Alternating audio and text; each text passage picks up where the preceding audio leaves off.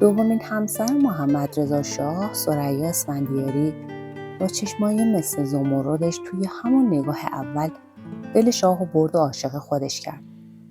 ثریا توی کتاب خاطراتش به اسم کاخ تنهایی از دوره‌هایی میگه که با شاه نامزد بود و از عشق‌بازی‌ها و لحظه‌های عاشقانه‌شون میگه.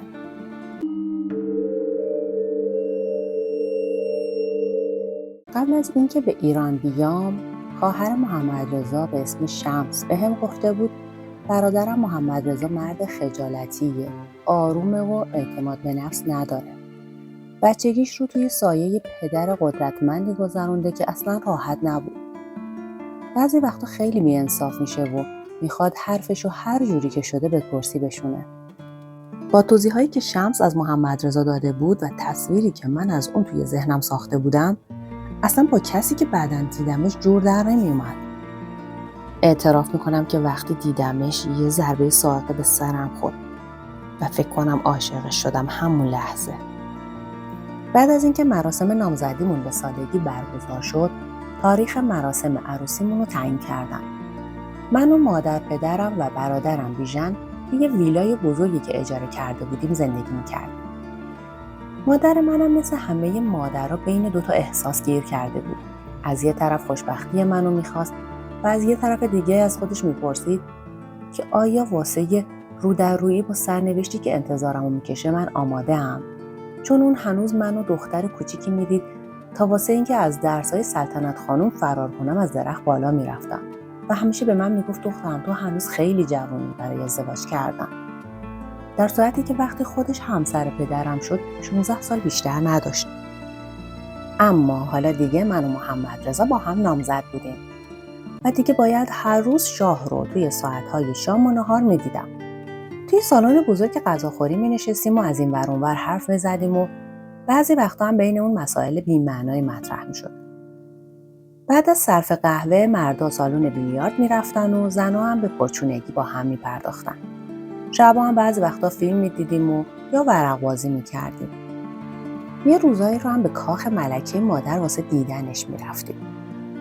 تاج الملوک سعی می‌کرد که زیر ظاهرش یه اقتدار نرمش ناپذیر رو به همه نشون بده. حتی مهرداد شوهر شمس با یه ریشخند یواشکی در مورد احترامی که باید به مادر شوهر آینده‌ام میذاشتم اینجوری میگفت وقتی که با تاج الملوک روبرو میشی باید خودتو بهش برسونی و روی هر کدوم از گونه‌هاش 7 تا بوسه بچسبونی. اون وقتی که فکر میکنه که تو هم مثل دختراش اونو دوست داری. پرنسس شمس بیشتر وقت منو به کاخش دعوت میکرد و به محض ورودم توصیه‌ها و راهنمایی‌هاشون شروع میشد. شوهرش هم دنباله حرفو میگرفت و میگفت به ثریا گفتی که پیش اشرف پا نذاره؟ دوباره میگفت که به ثریا گفتی که فریب تبسمای اشرفا نخوره؟ خلاصه کلی اظهار نظر و توصیه و تحریک و تلقین و کنایه و این که چی کار کنم، کجا برم، چطوری برم و اینجور چیزا. یه روز کلم و انقدر با این پرحرفی یا سوراخ کردن که دیگه اعصابم تحمل نیاورد و منی که هیچ وقت گریه نمی کردم به گریه افتادم. غذا خوردن با خانواده، گردش با خانواده، تماشای فیلم با خانواده. وای وای از این به پاهای من، شمس، فروغ، ظفر، پدرم. اما این وسط‌ها خوشبختانه بعضی روزا محمد رضا و من موفق می‌شدیم که یواشکی غیبمون بزنه. اسب سواری می‌رفتیم، اتومبیل سواری، گردش با هواپیما. یعنی حتی توی 1 ساعت هم که آسمان کشور رو توی ارتفاع کم پرواز می‌کردیم من از همه دغدغه‌ها فرار می‌کردم. بعضی وقتا هم برای پیکنیک می‌رفتیم شمال ایران. مثل 2 تا دلداده عاشق. تازه پاییز شروع شده بود و هنوز هوا آفتابی و گرم بود. نزدیک رامسر کنار دریای خزر پیاده شدیم. چند ساعت قبلتر از پرواز شاه به من گفته بود که مایوی شنات رو هم فراموش نکنی. شاید به شنا بریم. مایوی شنا؟ همون موقع بود که فهمیدم شاه میخواد ترکیب بندی بدن نامزدش رو ببینه. مایوی شنا نداشتم. اما به همراه فروغ ظفر که همیشه و همه جا ظاهر بود مغازه‌های تهران رو گشتیم. مایه‌هاشون خیلی زشت و بیریخ بود، اما به زحمت تونستم یکی پیدا کنم. توی یه پلاژ توی رامسر، محمدرضا و برادرش علیرضا بین امواج دریا نفس‌زنان شنا می‌کردن و من خجالتی و کم‌رو اصلا نمیدونستم چجوری تو آب برم، چجوری از آب بیرون بیام. خلاصه دیگه وقتی که رفتم شنا کردم و خواستم از دریا بیرون بیام، در حالی که ذهنم درگیر 1000 تا درد و مرض بود، حوله رو دور خودم پیچیدم و از آب بیرون اومدم. بعد از آب تنی به گردش رفتیم.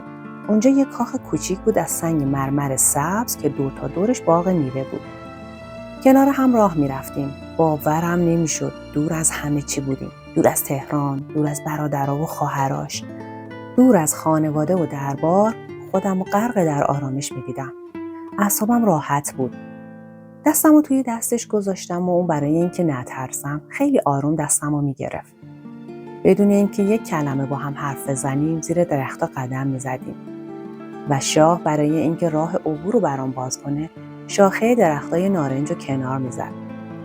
و بعدم نمیتونم بگم اون بود که به سمت من نزدیک میشد یا من بودم که به سمت اون نزدیک میشدم.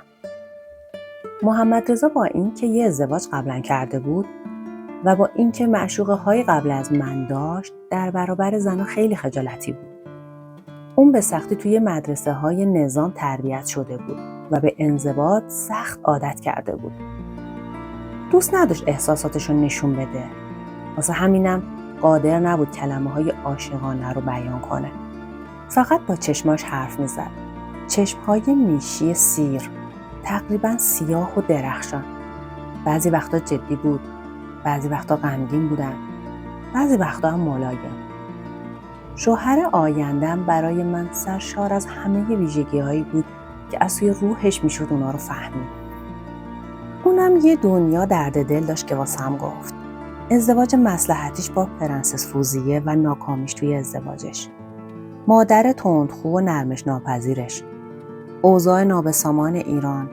سایه سنگین و همیشه حاضر پدرش که خودش میگفت پدرش در حد افراطی مقتدر بود. ولی با این حال از پدرش همیشه با احترام سخن میگفت.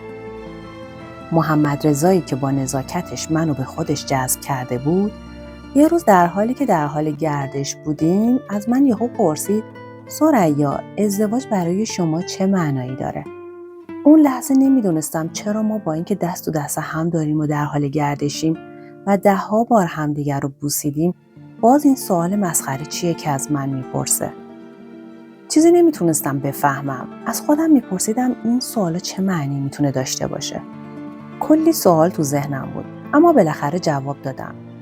یعنی وفاداری و درستکاری، یعنی با هم زندگی کردن، یعنی مشورت توی کارها. و محمدرضا هی میگفت دیگه چی؟ دیگه چی؟ زیر تمام این دیگه چی‌ها کمرم داشت خم میشد. من که قبل از اون با هیچ مردی آشنا نشده بودم، نمیتونستم بفهمم که سعی داره چه چیزی رو از روحیه خودش دور کنه.